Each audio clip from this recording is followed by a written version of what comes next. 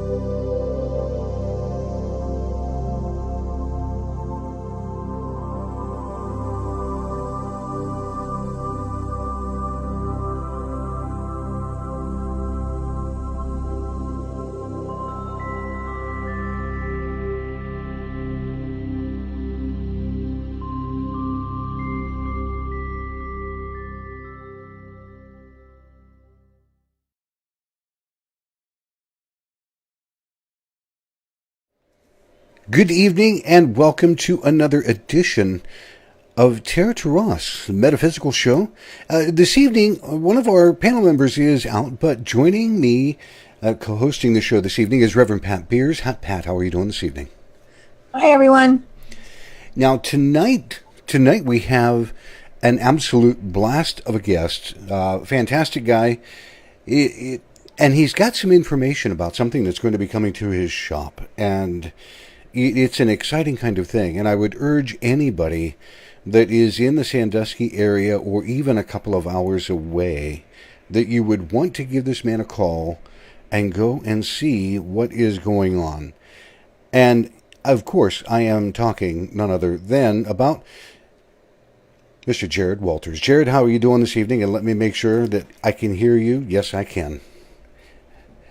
Hi, everyone. I'm doing well. Thanks. Awesome. Jarrod runs the shop in Sandusky, Ohio, by the name of Divine Awakenings on Tiffin Avenue. See, I don't know why that sticks in my head, but I actually remember Tiffin Avenue. That's good. Jarrod, if you would, tell me a little bit about yourself and about your shop. All right. Well, as Michael said, my name is Jarrod. I'm the owner of Divine Awakenings in Sandusky, Ohio. Divine Awakenings is a new age emporium and healing art shop that was founded approximately 5 years ago. This month, actually, we're celebrating our 5-year anniversary of being open. My background, I am a psychic medium as well. I am not practicing at the moment, but that's what initially got me started in all this. And a good friend of mine, Donna Bretz, put a plug in my ear shortly after her shop closed, Midnight Moon in Sandusky, that, hey, you should open a metaphysical shop. And I've always wanted to own my own business, so I took the step forward, and here we are today.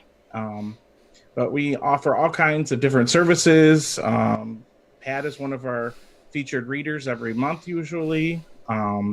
We have a whole host of other readers, healing modalities. In the shop, you find everything from incense crystals, just a huge variety of different things to suit your mind, body, and spirit.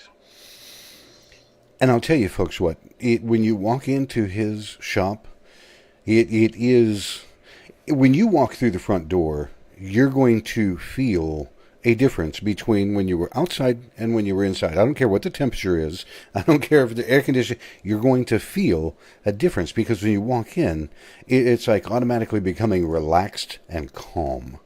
And it's a huge, huge thing in his store. Now, you started in a different location that was in the downtown direct area, correct? Yes. We were downtown Sandusky, right on Columbus Avenue, which is the main street right downtown Sandusky that most of the shops and things are on. We were there for 2 years prior to moving to our location where we're at now. We've been there for 3 years now.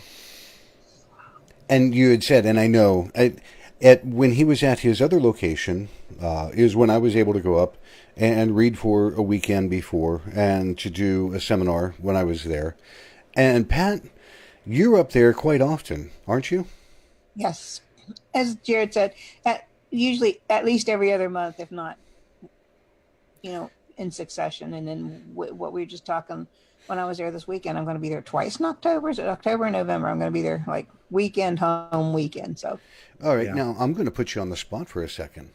Tell me a little bit about your perception of Jarrod's shop. Oh, love it. Love it. Well, as we were talking before, he has 2 beautiful cats that are black and Angora. They just add, I don't know. It's just a loving place. You walk in, you can be in a really crappy mood. You're there a little bit. He's either making you laugh or something happens that you just relax. It's got that atmosphere to it. And he has books and he has anything you could want. I got to be one of his best customers because when I always leave, and my girlfriend is very Wiccan, and I find stuff for her at Jarrod's shop, like the incense waterfalls, and she goes, "Where do you get this stuff?" And I said, "Well, I have this friend that I think when he shops goes, Pat's friend will like this or Pat will like that," and so unique gifts, unique things, stuff that you're not going to find everywhere else. It is one thing that I noticed, Jarrod, that you actually have. And correct me if I'm wrong, I believe the right terminology is an apothecary. To where you carry different herbs or things like that? Unfortunately, we don't as of now. Okay. It's always been our intent to do so, is to carry a multitude of, I would prefer bulk herbs that you can just, we can weigh out exactly what you want when you want it. We do have bits and pieces here and there of certain ones, but it's never been a huge draw for us at this point. So we haven't dipped our toe into that pond and gone that route yet anyway. Yeah, it struck my curiosity because I was looking at some of that the last time that I was there, and I'm like, okay. But the amount of things that he carries in his shop is so diverse. I would almost go to verge and say eclectic. It's not that bad. It's not like that. But it's such a diverse array of products that you carry.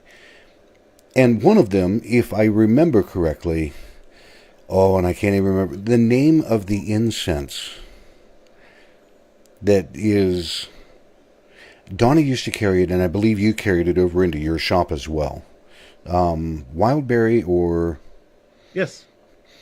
And I'll tell you what, folks, if you get a chance, for no other reason, stop in and get some of this incense. One of those just absolutely made my entire house smell fantastic. It was just unreal. Okay, now, this evening, Jarrod is with us because we want to be able to talk about a very specific thing. And we're going to be discussing Max the Crystal Skull. And this is no small thing. Jarrod, I'm going to flash over and show the one picture that is there from, and I believe, I can never remember, you said her name is Joanne Parks, correct? That is correct. The picture that people are looking at right now is Joanne holding on to Max the Crystal Skull. It is not something that is small by any means. Tell me a little bit about what we're looking at, if you would, with her in that skull. So, like Michael was saying, you see Joanne Parks, who is the keeper of Max, holding Max himself, which is a quartz crystal skull that is human-sized. So he does have quite a bit of weight to him. How big? Or you say it's about how much in weight? I'm not exactly sure. I know that information you can find about his exact weight, but it is very human-sized, if that makes sense, to a human-sized skull. Like very much like a one-to-one replica of everything. Yeah. Now, this skull, and I did some reading beforehand because I wanted to educate myself a little bit about it. This skull is actually they did a dating on it, and it is truly over 10,000 years old, and was used by the Mayan culture in their religious ceremonies. Correct? It was. There's a lot of information and background that goes into that. But what was the first part of the question that you had said? Oh, I was just relating some of the things that I had learned. Max is old. Yes. And I mean like ancient Oh, old. yes. Max is old, and Max is what they refer to as an anomaly because they really don't know exactly his age. And as we go along here, I can tell you a little bit more about how exactly they came to that 10,000 plus year age for him. Sure. Go right ahead. Tell me a little bit more about him. I'm going to cycle through a couple of pictures here as you go along. There is a lot of information, so I'll kind of throw it at you here. Sure. Let's talk about Max specifically, and I have some side notes here just so I can stay on track. So when we talk about Max specifically, let's get some background information. Max is one of the most well-known and scientifically studied crystal skulls out there. Between him and one other skull specifically, they are the most studied, if you will. He's considered one of the rarest artifacts ever found. He's been researched by the British Museum, and the British Museum themselves couldn't comment on Max because they couldn't figure out how he was created. He's been studied by Russian scientists, geologists, gemologists, anthropologists throughout the world.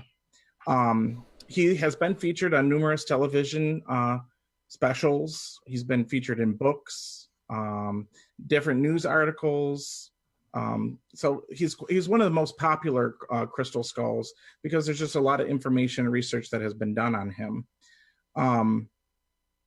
When we talk about the composition of Max a little bit more further, Michael, if you want to put the next picture up there for me. You tell me which one. The picture where he is illuminated underneath, where it's just him by himself. I wish that I had that picture. Facebook would not let me download it. It was like a real pain. Not a problem. Anybody can go onto Google and Google pictures of Max, and they'll find lots of different pictures of him. But what we know is that Max is made of quartz. Quartz is also known as silicon dioxide. And to kind of keep myself centered here, if you can see the picture of Max, you'll see some different formations on him. But Max is comprised of 5 different crystal formations, which is unheard of.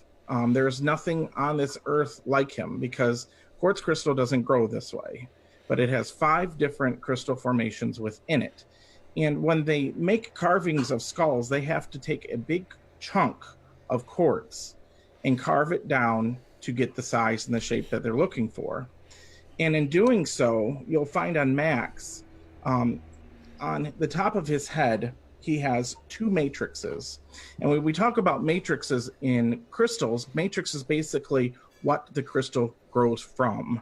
It's the substrate of which the crystal grows.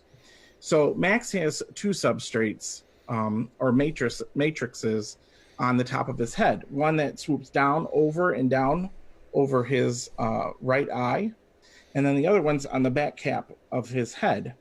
And you can see this in person, and that's why he's illuminated a lot of times, because you can see this in him. And when these top gemologists and geologists study him, there is no feasible way that Max should even be holding together the way he's holding together.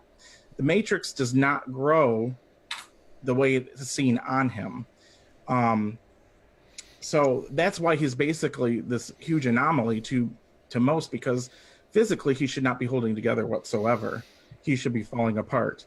And there are cracks that go down, and you can kind of see that around these matrices as well. So, yeah, I was able to enlarge the picture of Max in Joanne Park's hands so people can get a better look at. And you can see it does. It looks like the top side of his skull should be falling off. Right. Exactly. We also know that he predates modern tools. When you look at Max from behind and you look down the front of him, you can tell, and they were able to tell that he was created by hand, because there are some it's not symmetrical, if you will. There are some differences. The right eye socket sits further back a little bit. The one cheek bone is pronounced a little further forward. So there are some differences, and they were able to determine that it would have had been hand created. And meaning that he predates modern tools is the fact that when they did electron microscopy in a lab setting, they weren't finding tool markings on him whatsoever. So if we're talking primitive times, we're talking primitive tools here, you're going to see these deeper gouges, even if he has been polished to some degree, that is going to give some consideration to how he was made. I was going to say, because at that point, you're talking more than 10,000 years ago. They didn't even have anything that you would consider sandpaper or any kind of polishing material that we would be even remotely aware of today. Exactly. When we come to actually dating him and how old he is, scientists can do this one of two ways. I have an example of a quartz crystal here, and I'll try to get the camera in closer. But if you look really closely at a crystal skull, or a crystal in general, this is quartz, you can see that there are these things inside there, and they're called inclusions, which are basically impurities within the crystal itself. We know that quartz crystal has a hardness on the Mohs hardness scale of 7, which means it's a little softer, diamond being number 10, being the hardest crystal formation. So as you're carving these things, if you even hit a little air bubble on the inside, it's going to shatter and break. Wow. And you're going to lose a lot of it. So this is what makes Max more of this anomaly. But scientists use these inclusions to be able to tell where the crystal grew based on the region, because the impurities will tell that to them. Really? Max is an anomaly again. They weren't able to determine that. But scientists were able to look at his teeth, and his teeth do show some carving marks within them. So that from a drill of some sort, from primitive drill. And that's where they're able to detect from the carving of the teeth approximately that 10,000-year-old mark, because that's one of the way that the scientists are able to also derive is based on these etchings that are left on the surface of the skull and how the skull was made in order to date approximately the time they would have been using these certain tools in order to create this. So that's where the 10,000 year comes from. But the quartz crystal itself that he is made of can be millions of years old. Wow. It is one of the things that just astounds me is sitting and looking at that enlarged picture of Max. The detail that was put in, and again, very, very primitive culture. And to see that kind of a detail in that much crystal just blows my mind. And then to think that it's 10,000 years old. And folks, you got to remember, this is not something that was just made somewhere. This guy has been put through the ringer as far as testing and as far as being validated as something that is actually an ancient piece of something. Here's a question, and I'm not sure if you really know the answer to it. How did Joanne come to be a caretaker of Max? Yes, it all started way back when. We're going to talk about around the time of 1973. Unfortunately, Joanne had a daughter that came down with bone cancer at the age of 12. When that happened, their family doctor had recommended, because she was only given 3 months to live with no chance of survival at that point. So their family doctor knew of this Tibetan healer that was world renowned that had been doing miraculous things. So he basically put her in contact with a gentleman by the name of Norbu Chen, who at the time was a Tibetan Red Hat Lama. Basically, if you know anything about that, they go through very rigorous training. They learn how to control their body temperature. If they're cut, they control when to stop bleeding. all this type of stuff. It's either feast or famine. Either you pass these tests or you might die in the process. Oh, wow. It's a very rigorous training that they actually go through, and it's all for healing. So he wanted to be a healer, so that's what he did, is he went through all this training and whatnot. In about the time of, let me get the exact date here for you. I believe it was in 1977, right before Norbu Chen actually passed away, he gave Max to Joanne to be his keeper. And at that time, Norbu did not tell Joanne anything except that the skull was rare and special, and that only a few of them exist in the world today at that time. He said, take this, and one of these days you will know what it is for and what it's about. So Joanne took him. Wow. And that's the story how she became Max's keeper. Now, go ahead. To back up just a little bit, thank you. Joanne's daughter unfortunately did pass away. They were able to extend her life between the llamas, this crystal skull, and the creator, that's the way Joanne words it, for another 3 years. And Joanne actually worked with him for a period of 4.5 years before he had passed in 1977. And there is no understanding of why Joanne was the next keeper of Max. I was going to say that's a big step and difference from where Max had resided to come and reside in, and I believe she lives in Texas. If you said, I believe. Yes, she lives in Houston, Texas.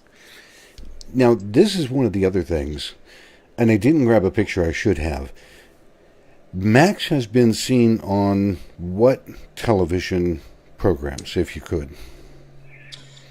He's been seen on the BBC, the History Channel, Sci-Fi, to name a few. There's been many others as well. So again, folks, this is not something that is just small in nature. This is not something that is just a minor curiosity. This thing has been studied by major universities, by people in England. It's been all over the place, and Joanne is traveling with it. And the reason that it's special right now is that it is going to be coming to Jarrod's shop from April 12th to the 14th. Yes. And you can book appointment times to be able to sit with Max. Now, yes. Before I go a whole lot further, Pat, since you've been sitting there so idly, tell me of your experience with Max. Well, first of all, I have to tell you, I cheated. I looked it up. He's 18 pounds. Oh, good. Thank you. 18 pounds. Wow. I first heard of Max probably in the late 70s, early 80s. He actually came to I believe he was at the Akron Theosophical Society. I was a brand new member, didn't know much about anything, but he came. So I went down there to see him. I've seen him now, I believe, at least 6 times. I saw him 11 in Little Rock, Arkansas. I went a couple times to Erie. I saw him at Donna's. I've seen him at Jarrod's. And what's fascinating about him, smooth as silk. Just absolutely flawless when you touch it. I was telling y'all earlier that when he was at Donna's shop, I took a very dear friend with me named Terry. Great handyman, wonderful friend, helped my daughter and I with many things. And when we walked in, this was probably the 3rd or 4th time I had seen him. And it's just Terry and I. And how big was that little room, Jarrod? Maybe 8 by, not even 10, 8 by 9 maybe. And there was card table set up, and there were going to be 4 of us. And we walked in the door. I went in first. Now Terry's 6 foot plus, my age. And he says, "Oh, it's you again." Now, Terry's very new to all this, and he didn't know what to think. He knows what I do. I've done seances with him. I'd read for him. And he taps me on the shoulder, and he goes, "What was that?" And I said, "What was what?" And he says, "You heard it. I know you heard it. It was that deep voice that said, 'It's you again.'" And I said, "One thing Max recognizes me." So we sat down and, there were four of us total, and it was really, really very interesting. I think it opened him up spiritually to a lot of things that he knew but didn't know he knew. And then, of course, we all know Brenda and Lynn, and they have Seeds of Wellness in Avon. And Lynn is a nurse and very analytical. And so I had talked about Max, and I finally talked him into coming over at Jarrod's store. Was that the first time you had him there, or second time? I don't know. I think it was second time last year. Yeah. So we brought them along, and there were four of us that went in, and I don't remember who the other person was. There was a father and daughter there. So anyway, we go in, and Lynn's going, "We'll talk to him, ask him. I want to know." I said, "I'm not, you talk to him." "Oh, he's not going to talk to me." And I said, "You can ask verbally or you can ask mentally."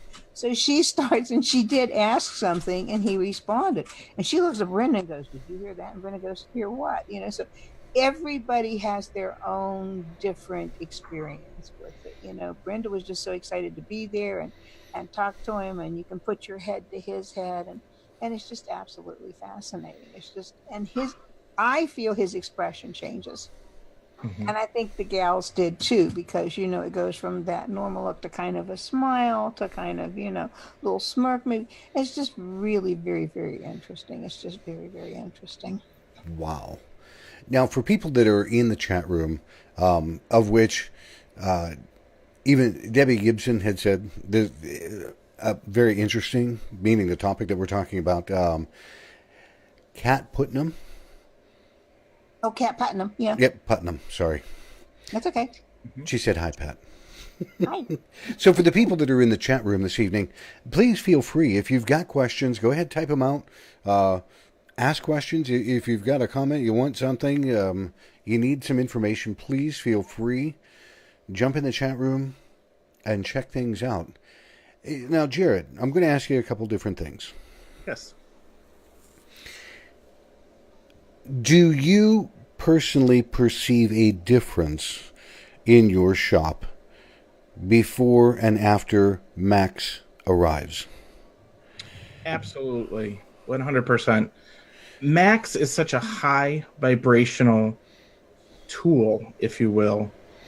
The second he is in there, you automatically, whether that be your ears start ringing or you just feel a silence come over the room, there's an instantaneous change that does take place. When you walk in the room with Max, it's palpable, the energy that you feel with him. You can't deny it whatsoever. And that's kind of one of the things that I'm curious about. Simply, people will tell me I'm crazy, except other people that are in the profession or other people that work with crystals and things like that. But when you pick up a crystal, it has a certain energetic feeling. Yes. Dependent upon the crystal, it does have its own unique voice, and it will talk with you.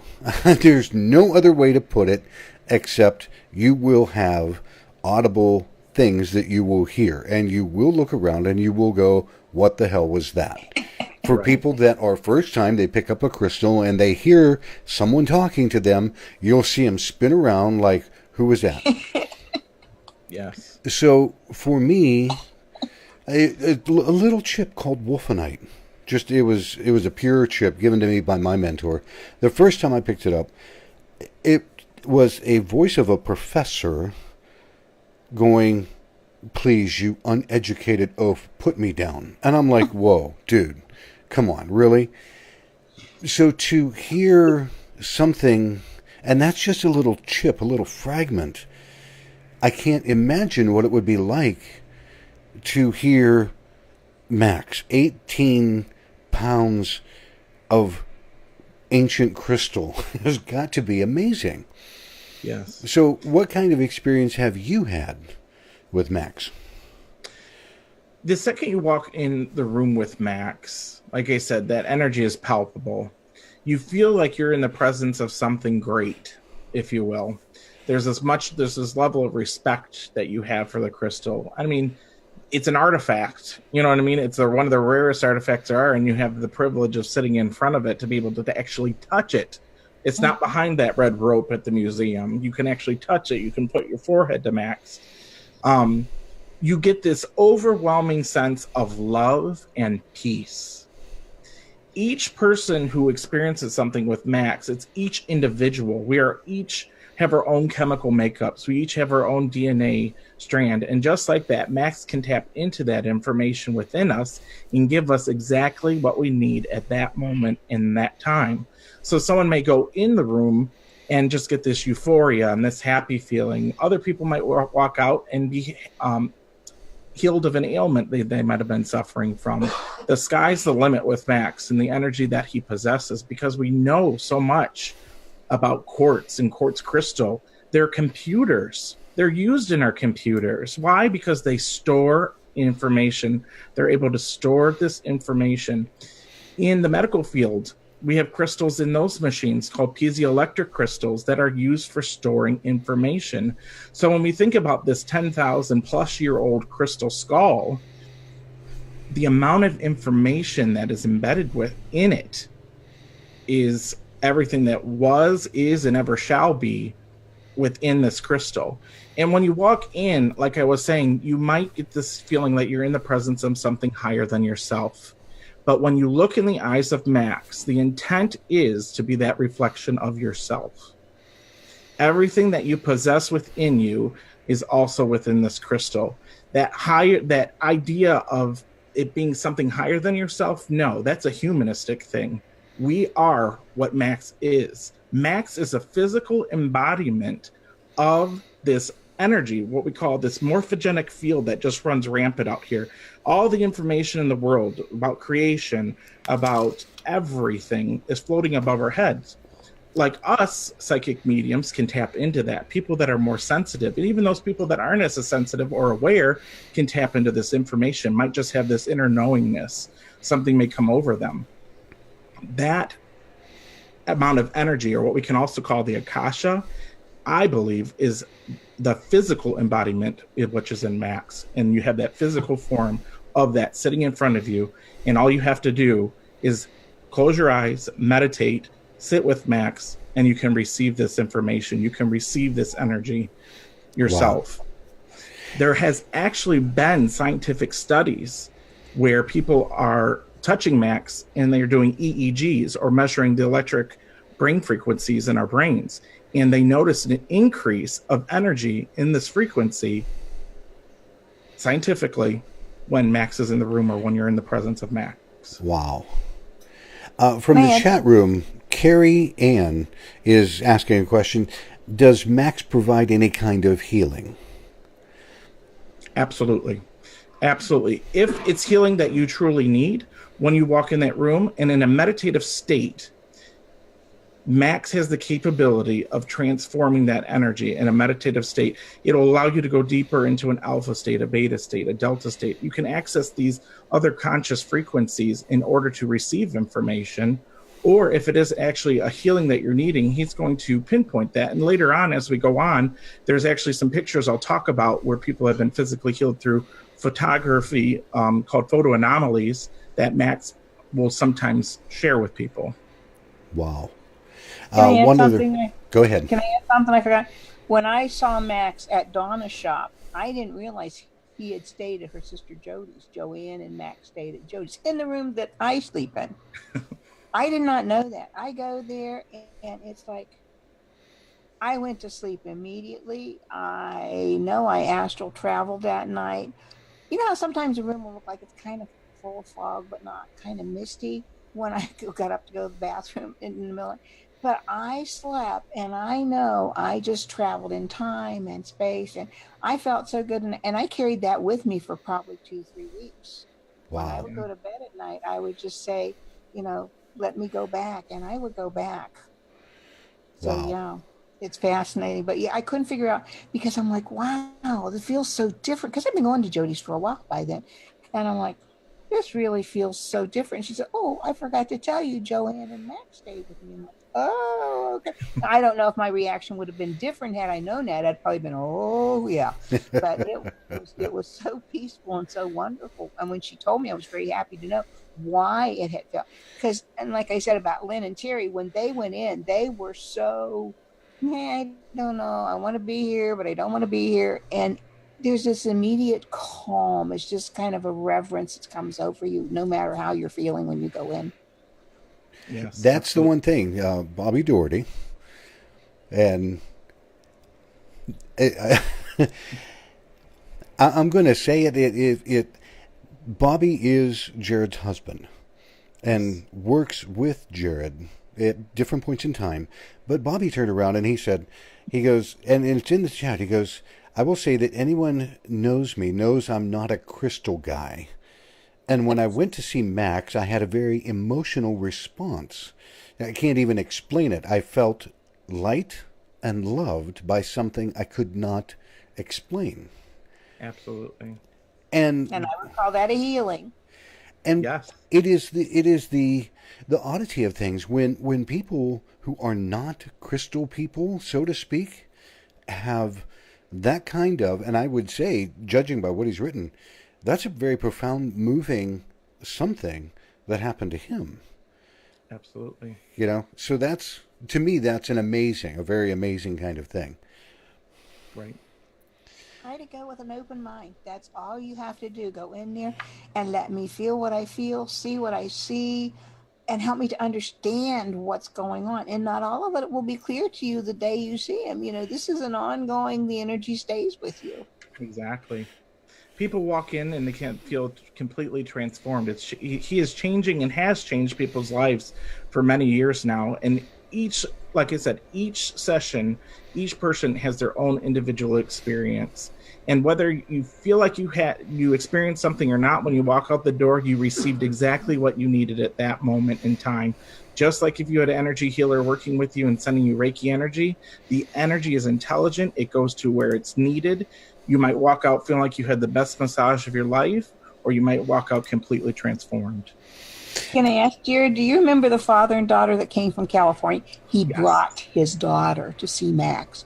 He wasn't expecting to feel anything, do anything. And we're sitting out there talking to him while his daughter's in there. And he's like, oh, Yeah. It was so amazing. It was just so amazing. You know, you men, you analytical, logical people, you know, we go in with the emotion and you guys go, well, show me something. And it was just too, because you could tell that poor man had just been, it's just been ran over by a steamroller. Yes. Jarrod, there's a couple of people in here asking, and Bobby has told them where it's at. If you would, for people that are going to be listening to this on the podcast later on this evening, tell me the address and a phone number for Divine Awakenings. Certainly.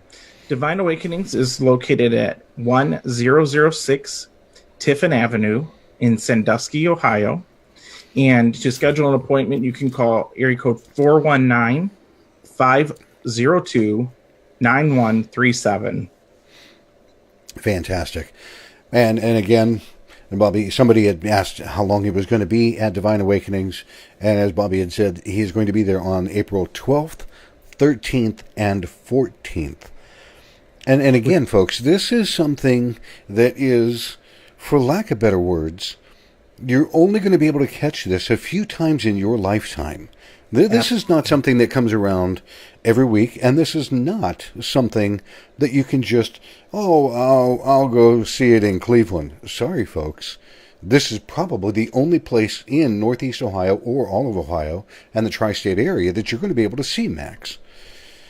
Because I think that she only has, I want to say somewhere that I read she only has like 18 dates out of the year that she travels with Max. Yeah. I think that's about what I read somewhere. So And she please. travels all over the world. All over the world. Really? Mm-hmm. Wow. Yep. So, folks, you get the chance, you've got to go see it. Now, we're going to come back after our break, and we're going to talk about these aberrations of photographs that Jarrod is talking about, because you have to see this to believe it. Absolutely. And again, if you're in the chat room and you've got questions for Jarrod, please type them out. I'll make sure that he gets them. If he's not able to read them, we'll get them up there. But we'll be right back in a minute.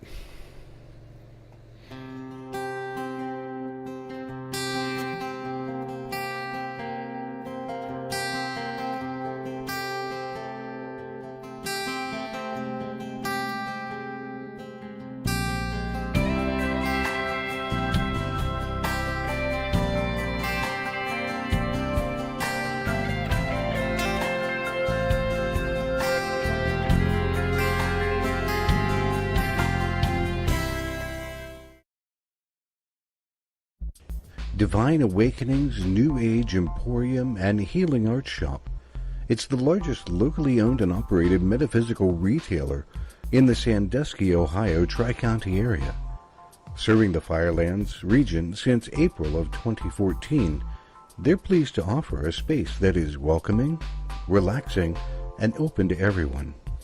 In the Emporium, you will find a variety of unique gifts, special events and services, as well as classes and workshops to soothe your mind, body, and spirit.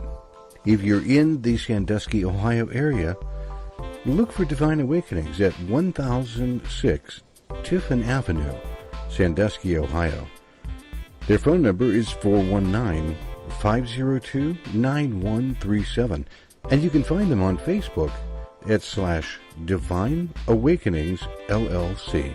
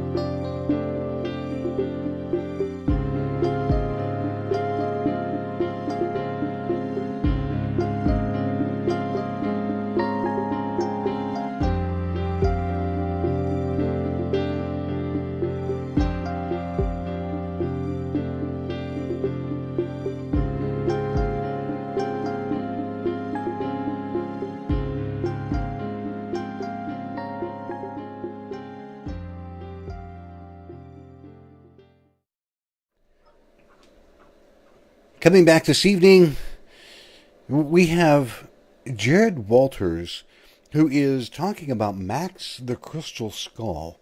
And again, Max is a 10,000-year-old ancient Mayan skull. And they've dated it, and like he had said earlier, it is something that could be much older. The crystal itself, the quartz crystal, has got to be miraculous amounts of age old. There's no doubt about that. I actually want to share just a little tidbit here on Max. Sure. Norbu Chen, when we were speaking earlier, the Red Hat Lama, while undergoing his training, went to Guatemala. In Guatemala, that's where he was gifted after about a 9-month stint. He spent, and they used Max as a spiritual tool and a healing tool on their altar, and they gifted Max to Norbu. And so these were the medicine men of that area, which were, in essence, Mayan priests. The actual origin of Max suggests that he was not made by Mayans, Aztecs, or anything like that. They think he predates even that, because in art and things like that, you don't see the mention of skulls. You don't see that in their art forms of different skull depictions. So they believe that Max did not originate from the Mayans. And actually, it didn't come about until a little later, after Joanne was working with Max, that they actually did what's called an EVP session with Max. And for all you ghost hunters out there, or ghost enthusiasts, kind of know what EVPs are. They stand for Electronic Voice Phenomenon. So basically, they took a voice recorder, and they were asking questions to Max. And through there, Joanne heard this little voice come through. And they asked him where he was from, and he said he was Arcturian. So, if we know anything about that, and we talk about Arcturian, it's actually a star in the solar system, and there's a planet supposedly where the Arcturians live that has yet to be discovered. But from a metaphysical standpoint, there's lots of research out there in the Arcturians, and you can do the research on it. But it's a planet of higher consciousness, higher awareness. We're talking aliens here. We're talking beings that are more spiritually evolved than ourselves, that are all about love and compassion and understand oneness, and they are that oneness. And they believe that the Arcturians actually encoded Max, created Max, encoded Max, because we don't know of Max's origin story. We know that he predates modern tools. He's an anomaly. So we think that the Arcturians encoded him and, in a sense, gave him to the Palladians, and you can research Palladians, who brought it to Atlantis. When it was in Atlantis, they used Max as a healing spiritual tool, this abundant source of cosmic consciousness and awareness to them. And then they, in essence, gave it to the Mayans from there. So as Max comes down this keeper lineage, that's actually how they believe the Mayans came in contact, that they actually used him as a tool, but were not the source of his creation. So Max, that being that anomaly, potentially could have came from the cosmos. And that, as strange as that sounds, it actually makes a lot of sense, because there's no way that they could really have created this 10,000 years ago. I don't think that there was any technology to be able to do so. Right. And I don't believe that there was anything else around even during that period that looked similar to Max. And his connectedness, the way he's put together, suggests that he should not be holding together whatsoever. Yeah, it's like two pieces of crystal held together by super glue. Right. It's crazy. I was looking at that picture. You sent me a picture of multiple crystal skulls, and this is more of a drawing. Multiple crystal skulls on a table. What is that? What that is there's more of a lore out there about 13 crystal skulls, and many of you may have heard this before. And if you've ever seen Indiana Jones and the Kingdom of the Crystal Skull, it centers around a lot of this, and of course it's been Hollywoodized, if you will.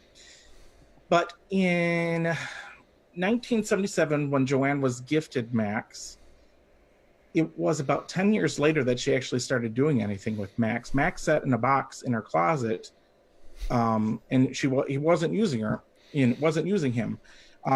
Joanne went through a very dark period in her life because of the death of her daughter, and it wasn't till that 10 years later where Max actually started to speak to her, and she was watching a television program where a crystal skull came on, and there was a gentleman by the name of Nick Noricino.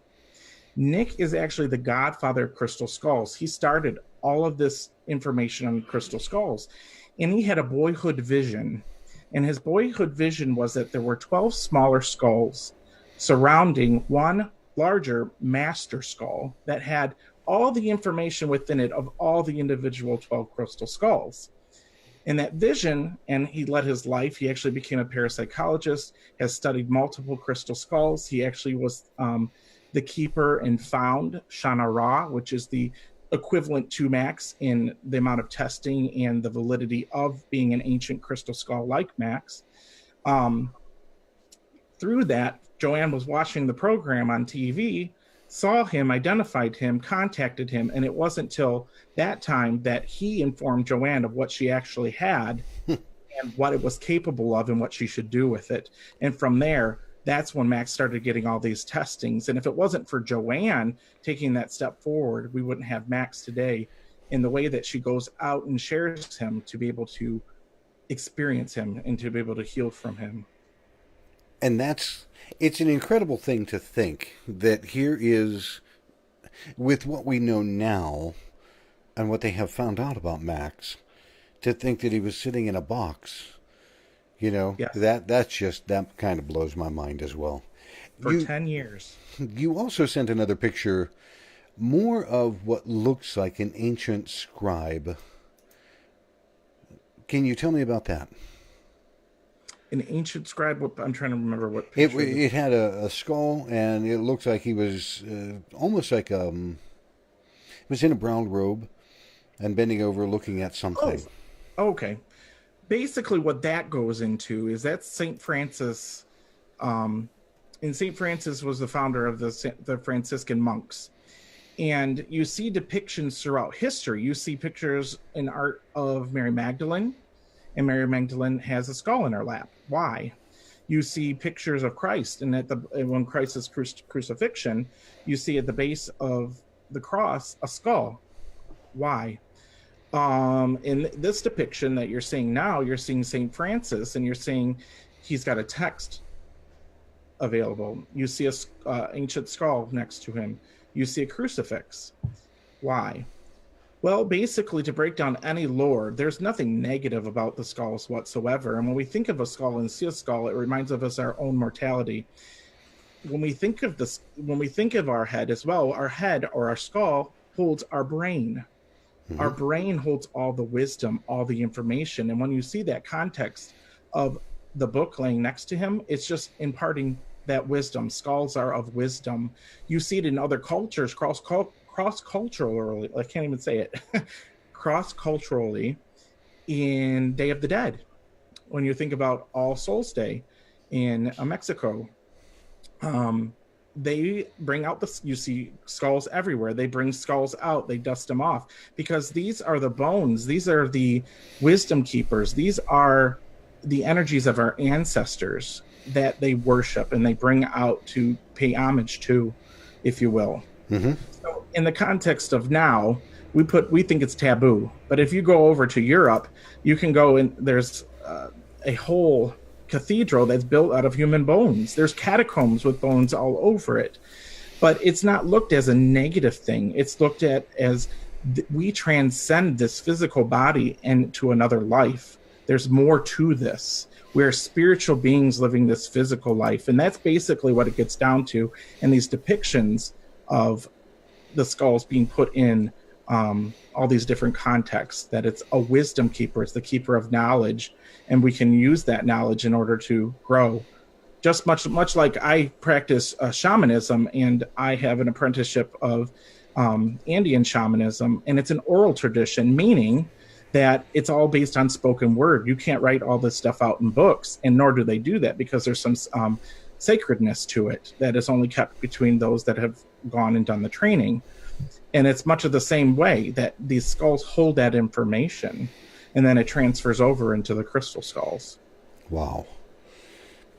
I'm going to show a picture of one of the aberration pictures, and it's the one with the white light.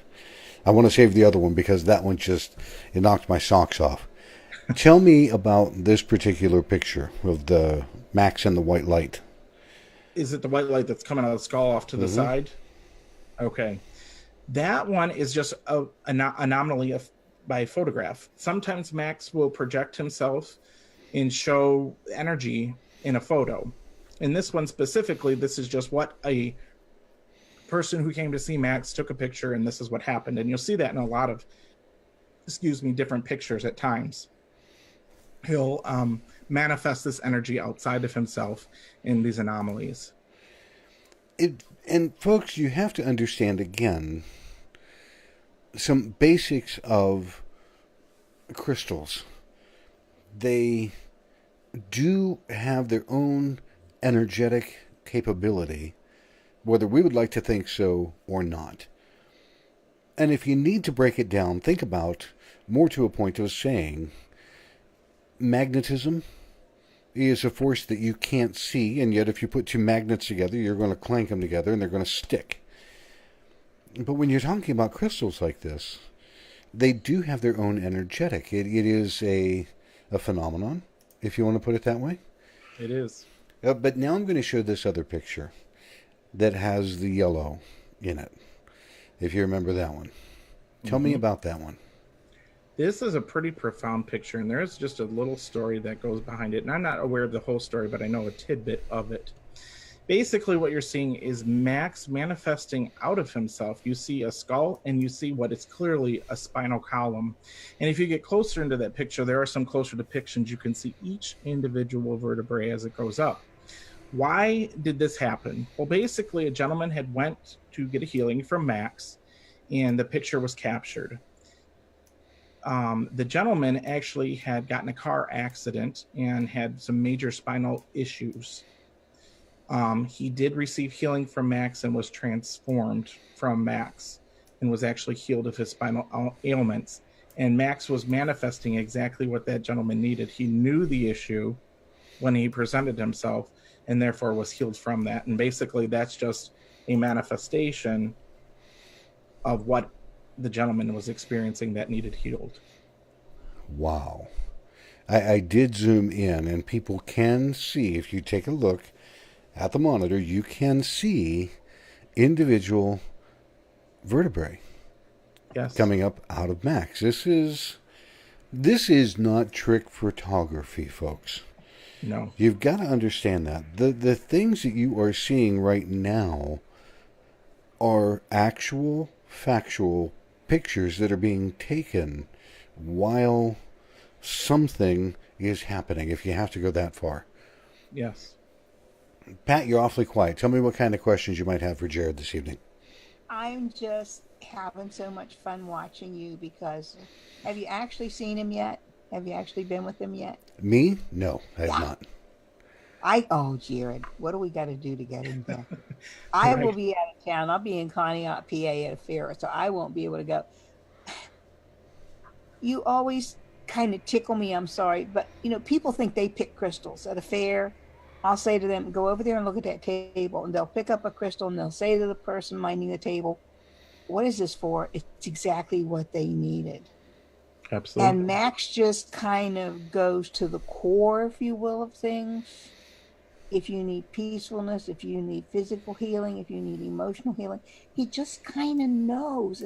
And he just gives you, if you don't get it on the spot, he kind of plants the seed of what you need and lets you come to the conclusion. And that's why, Mike, I think it's so much fun, because you and I have so much in common experience with things we've done. And Jarrod too, because Jarrod and I have read together. But it's so fun to watch you experience other things through us and understand. Do you know what I mean? I know you come with we tease you all the time about that darn logical mind of yours, but it's just so fun to watch you as you go, wow, you understand without understanding why you understand. And I just think it's great. And I think if we could get you over there to see Max, you would be absolutely flabbergasted at the experience you would have. And that's one of the biggest reasons that I wanted to make sure. And especially when Jarrod said that, yes, he would take the time to be able to do the show tonight, I wanted to be able to let people know, please go to his shop, make an appointment, and sit down with Max, because it is profound. I've heard a lot of people talking about it, and I've spoken to Pat about it, I've spoken to Jarrod about it, I spoke to Donna Bretz about it. Everyone that I have heard talk about Max, we could be talking about embroidery and cars and I don't care what. But the moment that they start to talk about Max, this entire change happens. Because it's for a moment they're right there all over again. And it's this serenity that I see on people's faces that is astounding. There's no other word to use for it. It's an amazing kind of thing. When you first had the opportunity to sit with Max, Jarrod, what was your experience, if I can ask? It was interesting. I'll say that. Like you said, when you walk into the room, you just feel there's an energetic shift. There's an energetic change to just being in his presence. But the amount of love and peace and just calmness that you receive is pretty unique. I've never experienced anything like that. And I have a greater understanding, greater appreciation now that I've actually done the research. And I suggest everybody to do that and go online and read about Joanne, read about Max and how he started. And then when it leads into other things like learning about the Arcturians or the Pleiadians or this cosmic consciousness, to actually delve into it, read it, and you'll have such a deeper understanding. And I'm so looking forward to her coming this time with this knowledge base, going in there in the presence of Max and going, I see you now more than I did before. And how can I tap into this awareness, this spirit that he possesses, this energetic consciousness to transform or to give me more information about myself and how I can change and how I can grow, or what my purpose is in this lifetime. and how I can tap into that with him. The sky's the limit now. I'm just anxious and looking forward to that experience to be able to walk in there and use. I've learned other tools and why crystal skulls and how you can connect with them even better, and how you can open up the crown chakra in the crystal skull, how you can open up that third eye in the crystal, how you can use your receiving hand. As a healer, we know our left hand is our receiving hand, and we can open that minor chakra up by spinning it and putting it on top of that crown chakra and just absorbing whatever Max has and wants to share with me. I'm elated, and I can't wait for that experience to happen again, because I have that deeper understanding and more appreciation than I did the first time I went in. Each time is different. That I can understand, because it's got to be something profound. Now, I'm going to put up, you have kind of a poster that you have created. And yes. I'm going to read it simply for the people that are going to catch the podcast later. Coming up April 12th, 13th, and 14th this year, 2019, the Max the Crystal Skull is going to be available for appointment to sit with and to be there at Divine Awakenings in Sandusky, Ohio. Now, their phone number to call for an appointment is 419-502-9137. Get your appointments in now, because I can tell you, hands down, this is something that books quickly. This is not something that you want to just say, well, maybe on the Friday or on the Saturday I'll just go. No, because by that time, there's not going to be any open space for you to be able to go and check Max out. Right. And even on this poster, it shows you've got the History Channel, the Discovery Channel, the Sci-Fi Channel, A&E, BBC. Max has been around the planet, people. I mean, this is not something small. Go and check it out. Jarrod, we're almost running out of time. Tell me any kind of things that you might want people to know about Max, about appointments. What should they bring? What should they expect? That kind of thing. Absolutely. Well, we strongly encourage, and I really want to stress that if you're interested, if you're thinking about it, definitely sign up. Come for a session. There are different price points. There are different time frequencies to fit each individual person's financial needs, if you will. What we don't know is who Max's next keeper is going to be at this point. Joanne is getting up in age. She's traveling, and there's going to come a point where she's not going to want to travel anymore. She's going to she's not going to be able to do this anymore. So we don't know. You have to take advantage of it while it's here at your door now, because we don't know what's going to happen later on. And this is truly a unique, once-in-a-lifetime possible opportunity for you to receive something that you've never received before. Even just to look at a relic. Sit in front of a relic, something ancient that's an anomaly that might not even be from this earth, and just to experience that and see that for yourself. I just want to quote real quick a excerpt that Joanne had stated, and it's a quote that I used from a site. But she said, Max is a unifying force. He represents each person who looks into his eyes. Everything is inside yourself. When you look into Max's eyes, you look at a reflection of your own self, who you are and who you aspire to be. He is telling you, I am you, and you are me, and we are both one of the same. I have to get out of that. I'm almost getting emotional. The energy is just filling up. But when you look into this stuff, you start to channel it, and you get that, you make that connection to Max. Mm-hmm. And it's moving. It really is. And I think each person will appreciate their session with him. And he hit the nail on the head, because it was something that was in the back of my mind, and I was thinking about it.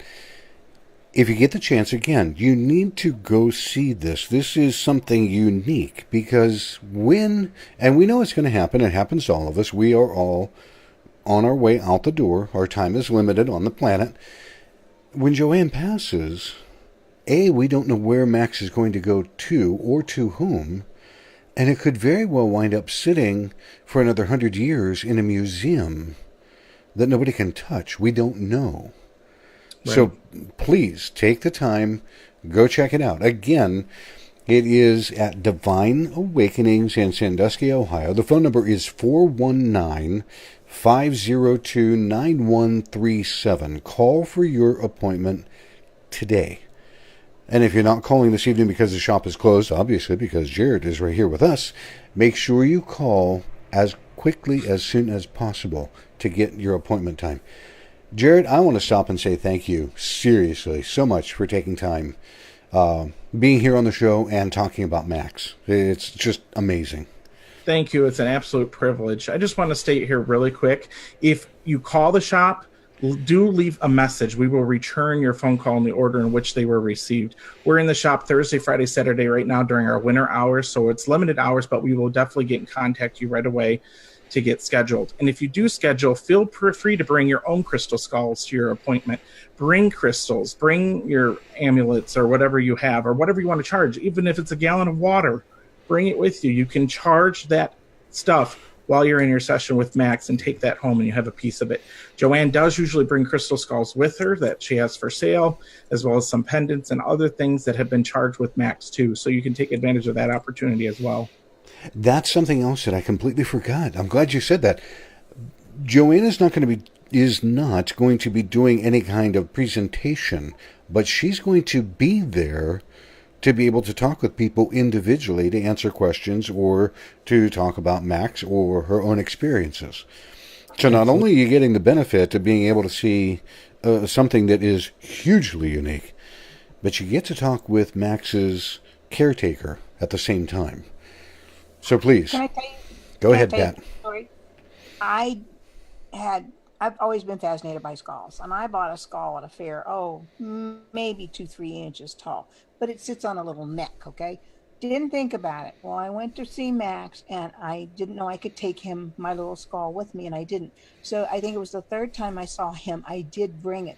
Do you know that it created a little fissure in a star shaped like a snowflake right in the third eye area? And I didn't notice it. People I had been reading for, because I read in my home, it had been sitting on my little Queen Anne desk, and I had not noticed. And they said, every time I come here, it looks different. And when I took it and looked at it, and I had brought him with me, and only one time, but each time I went to see him, I think I brought that energy back with me.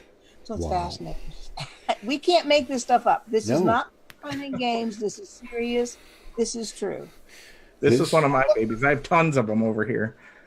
Oh, wow. Blue calcite. It's a big head. I have them from about the size of a dime all the way up to an amber one that's probably a good 8-10 inches tall.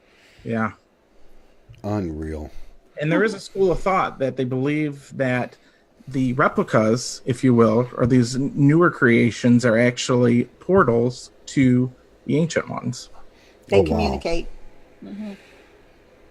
See, there's so much that's going to be going on at Divine Awakenings while Max is there that it's not even going to be funny.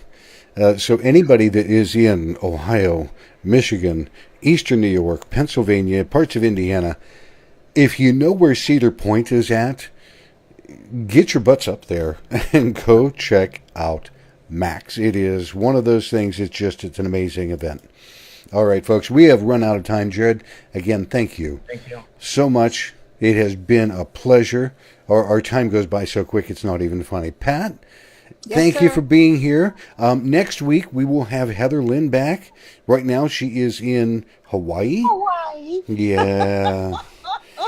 I've seen some of the pictures she's posted. I know she's going to have some amazing stories to be able to talk about when she gets back. But here, again, this evening, Jarrod Walters with Divine Awakenings, Tiffin Avenue, Sandusky, Ohio. Give him a call and go check things out.